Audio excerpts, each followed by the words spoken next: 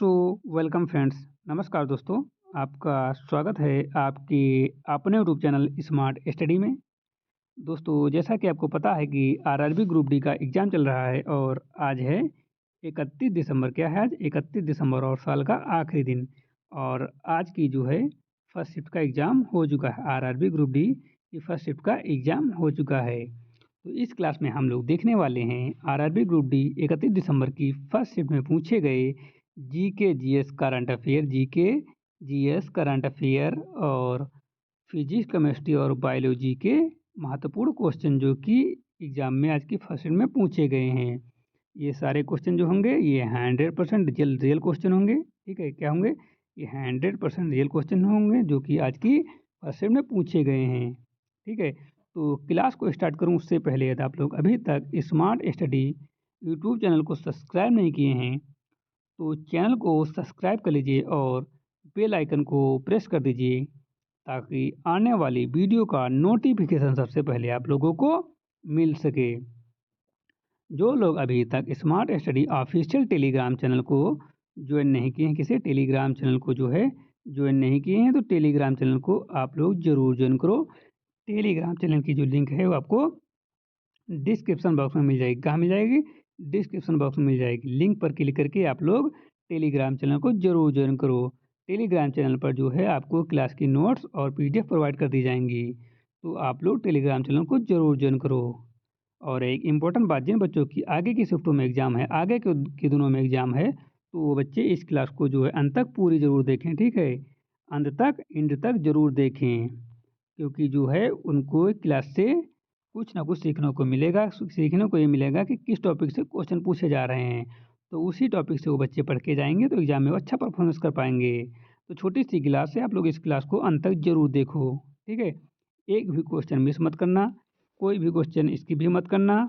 पूरी क्लास जिस प्रकार से पढ़ाया गया सारे क्वेश्चन देखते चलिए और जो जो टॉपिक बताए गए हैं उन्हीं टॉपिक को आप लोग फिर से एक बार रिविजन कर लेना।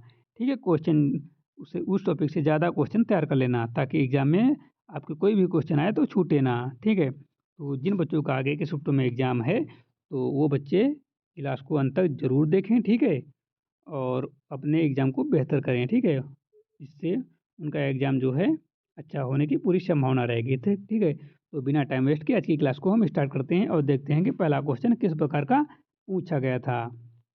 तो पहला क्वेश्चन पूछा गया था, वरुण भारत एंड किस देश के बीच युद्ध अभ्यास है? वरुण भारत और किस देश के बीच युद्ध अभ्यास है? इस प्रकार के चार ऑप्शन दिए हुए थे, India and USA, India and France, India and UK, India and Russia. तो इसका सही जवाब है इंडिया एंड फ्रांस के बीच। ऑप्शन नंबर बी करेक्ट है।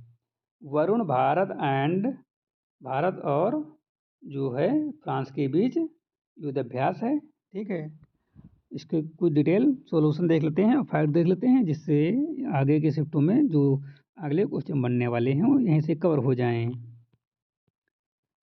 तो वरुण जो है अभ्यास भारत और फ्रांस की नौसेना के बीच आयोजित किया जाता है। कहाँ आयोजित किया जाता है? वरुण जो है भारत और फ्रांस की नौसेना के बीच आयोजित किया जाता है। इसका उद्देश्य जो है समुद्री रणनीति, सुरक्षा और युद्ध संचालन में सहयोग को बढ़ाना है। इसमें जो है युद्धपोत, विमान और पनडुब्बी शामिल होती हैं। यह दोनों देशों के नौसेना कर्मियों के बीच प्रशिक्षण और अनुभव साझा करने का मंच है प्रदान करता है। वार्षिक अभ्यास समुद्री सुरक्षा और अंतर्राष्ट्रीय सहयोग के लिए महत्वपूर्ण माना जाता है। इसके माध्यम से तकनीकी और रणनीति दक्षताओं का आदान प्रदान होता है। ठीक है, यह अभ्यास दोनों देशों के बीच नौ संबंधों को यानी कि नौ सैनिकों संबंधों को मजबूत करता है। तो ऑप्शन नंबर सही कौन सा है? ऑप्शन नंबर बी करेक्ट है, इंडिया एंड फ्रांस। अगला क्वेश्चन है कि आईपीएल 2025 में सबसे बड़ा व्यक्तिगत स्कोर किसने बनाया? आईपीएल 2025 में सबसे बड़ा व्यक्तिगत स्कोर किसने बनाया? ऑप्शन है रोहित शर्मा, विराट कोहली, शिखर धवन या फाफ डू प्लेसी। तो इसका करेक्ट जवाब जो होना चाहिए option number D, Faf du Plessis होना चाहिए। करेक्ट जवाब option number D, Faf du Plessis. इसका डिटेल सोल्यूशन और इससे बने वाले नेक्स्ट क्वेश्चन देख लेते हैं। तो आईपीएल 2025 के सीजन में जो है अभिषेक शर्मा सीआरएच के लिए सबसे बड़ा स्कोर बनाया था, लेकिन वह भारतीय खिलाड़ी के रूप में सबसे बड़ा स्कोर रहा था 141 रन, और वह ओवरऑल रिकॉर्ड सूची में तीसरे स्थान पर आते हैं। ठीक है, भारत की ओर से अभिषेक शर्मा ने बनाया था 141 का सब सर्वोच्च स्कोर, लेकिन वो भारत का था, लेकिन इस हिसाब से वो तीसरे स्थान पर आते हैं। और सबसे बड़ा व्यक्तिगत स्कोर जो है आईपीएल के पूरे इतिहास में जो है क्रिस गेल के नाम है। किसके नाम है? क्रिस गेल के नाम। कितना है? 175। याद रखना, ठीक है। कि यदि इतिहास में पूछे, आईपीएल इतिहास में पूछे कि सबसे बड़ा व्यक्तिगत स्कोर किसका है, तो क्रिस गेल का नाम आता है। यदि साल पूछे तो ये 2013 में बना था। टीम पूछे तो आरसीबी के थे वो, ठीक है। और किसके खिलाफ पूछे तो पुणे वॉरियर्स के खिलाफ बनाया था, ठीक है। लेकिन दूसरे स्थान पर जो थे वो बेंड मैकुलम थे। उनका कितना था? 158 रन था, जो 2008 में केकेआर के रिकॉर्ड किया है, ठीक है। और इन दोनों के आगे कोई भी इंडियन खिलाड़ी 175 या 158 का स्कोर से ऊपर नहीं है। और आईपीएल 2025 की बात करें तो आईपीएल 2025 में जो है कोई नया उच्चतम स्कोर नहीं बनाया गया जो गेल और मैकुलम का रिकॉर्ड तोड़ सके, ठीक है। इसलिए सबसे बड़ा व्यक्तिगत स्कोर जो है अंतर्राष्ट्रीय विदेशी खिलाड़ी शामिल हैं क्रिस गेल और ब्रांड मैकुलम जैसा है। और फैफ डुप्लेसी ने भी उच्च स्कोर 140 रन बनाया है, जो विकल्प में दिखाया गया है, ठीक है। तो ऑप्शन नंबर जो है सही होना चाहिए। ऑप्शन नंबर यहाँ पर ऑप्शन के हिसाब से ये सही होना चाहिए, फाफ डुप्लेसी। बट यहाँ पर अभिषेक शर्मा आ जाए तो वहाँ पर आप लोग अभिषेक शर्मा लगाना है, क्योंकि उन्होंने 141 बनाए हैं, ठीक है। ऑप्शन के हिसाब से हमने यहाँ पर आपको ऑप्शन डी बताया है। लेकिन यदि यहाँ पर अभिषेक शर्मा आ जाए तो आपको फाफ डुप्लेसी नहीं लगाना है, आपको लगाना है अभिषेक शर्मा, ठीक है। और डिटेल में देख लेते हैं। यह स्कोर जो है शीर्ष 5 में शामिल है, ठीक है। ऑप्शन नंबर डी करेक्ट है, फाफ डुप्लेसी। 140 तो है 2025 का, और 141 जो इंडियन का था, ठीक है, 141। लेकिन यहाँ पर अभिषेक शर्मा का नाम ऑप्शन में नहीं दिया हुआ है, ठीक है। तो जब आईपीएल में यहाँ पर नाम नहीं दिया है, इसलिए यहाँ पर जो है फाफ डुप्लेसी होगा। यदि यहाँ पर फाफ डुप्लेसी के साथ साथ यहाँ पर नाम दिया होता अभिषेक शर्मा का, तो आप लोग अभिषेक शर्मा ही लगाते, ठीक है, क्योंकि उनका स्कोर 141 है। समझ गए? अगला क्वेश्चन, कि सितंबर 2025 में आरबीआई के नए डिप्टी गवर्नर कौन बने? सितंबर 2025 में आरबीआई के नए डिप्टी गवर्नर कौन बने? तो सितंबर 2025 में जो है आरबीआई के नए डिप्टी गवर्नर जो बने हैं वो स्वामीनाथन जी, ठीक है, स्वामीनाथन जानकी रमन जो बने हैं। Option number C is correct है, स्वामीनाथन जानकी रमन। भारतीय रिजर्व बैंक आरबीआई के डिप्टी गवर्नर का कार्य जो है बैंकिंग नीति और वित्तीय निगरानी में महत्वपूर्ण होता है। सितंबर 2025 में जो है सी स्वामीनाथन जानकी सिमरन को जो है नियुक्त किया गया। और उनका मुख्य कार्य मौद्रिक नीति और वित्तीय स्थिरता और बैंकिंग संचालन को देखना है। आरबीआई के डिप्टी गवर्नर अर्थव्यवस्था के विभिन्न पहलुओं में मार्गदर्शन करते हैं। उनके निर्णय वित्तीय बाजार और सामान्य जनता को प्रभावित करते हैं। यह नियुक्ति वित्तीय नीति की पारदर्शी और स्थिरता के लिए महत्वपूर्ण है।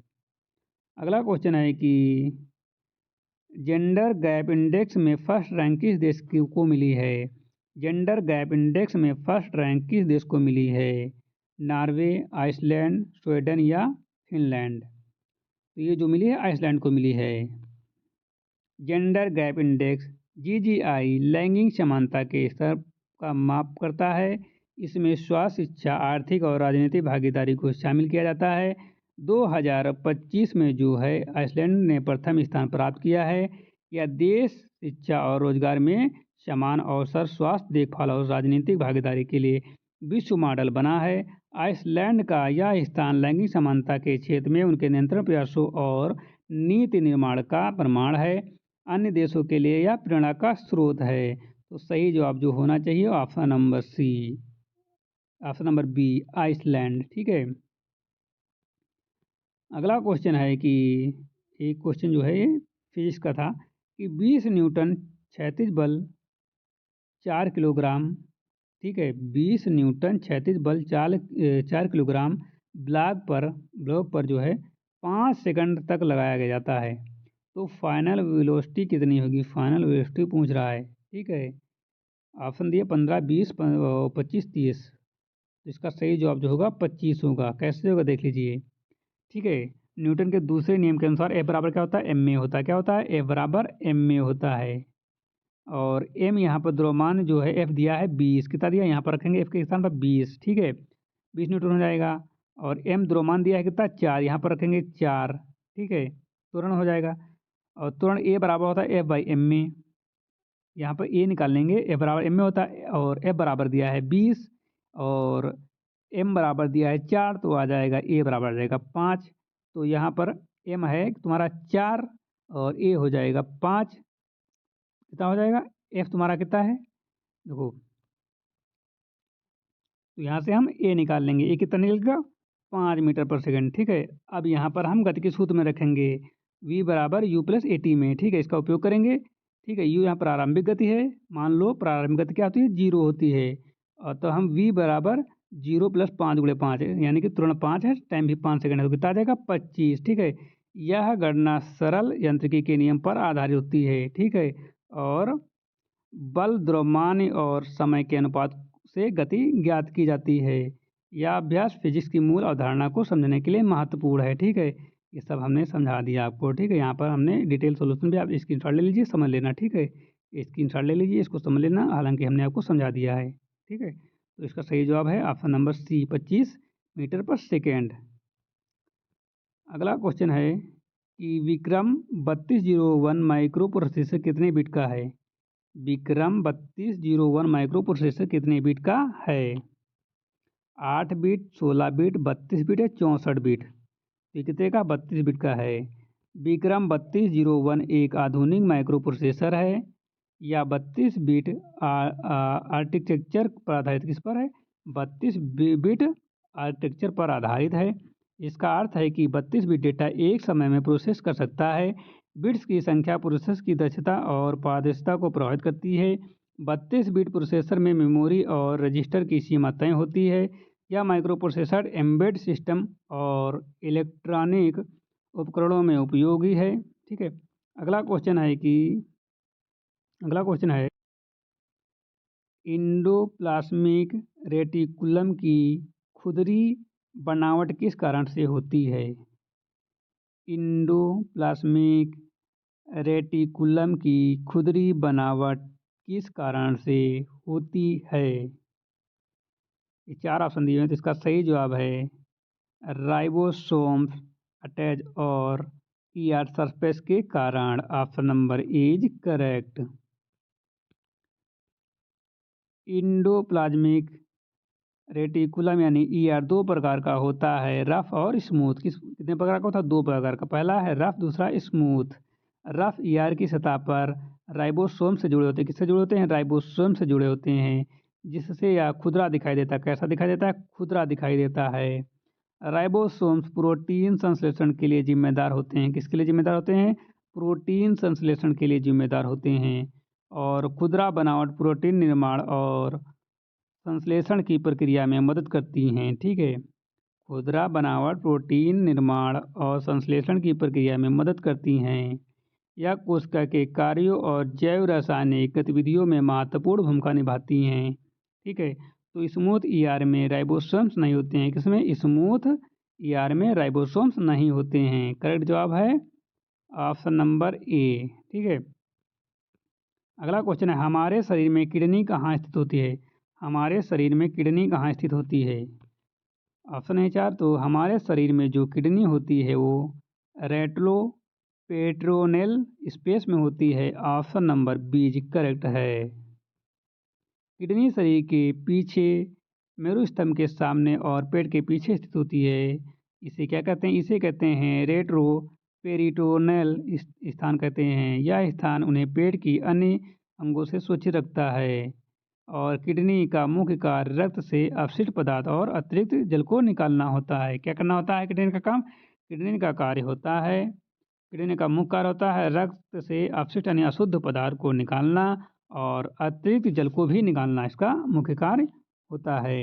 यह शरीर के यह शरीर के हाइड्रो यह शरीर के हाइड्रो इलेक्ट्रोलाइट और संतुलन को बनाए रखता है। और सही सही ज्ञान शिल्प चिकित्सा और मेडिकल अध्ययन के लिए महत्वपूर्ण है। ठीक है, तो आज की क्लास यहीं पर समाप्त होती है। यदि आपको क्लास अच्छी लगी हो तो लाइक कर देना। चैनल पर नए हो तो चैनल को सब्सक्राइब कर दीजिए, बेल आइकन को प्रेस कर दीजिए ताकि आने वाली वीडियो का नोटिफिकेशन सबसे पहले आप लोगों को मिल सके। जो लोग अभी तक स्मार्ट स्टडी के ऑफिशियल टेलीग्राम चैनल को ज्वाइन नहीं किए हैं तो सभी लोग टेलीग्राम चैनल को ज्वाइन कर लीजिए। टेलीग्राम चैनल की लिंक जो है आपको डिस्क्रिप्शन बॉक्स में मिल जाएगी। तो मिलते हैं एक नई क्लास के साथ, तब तक के लिए जय हिंद।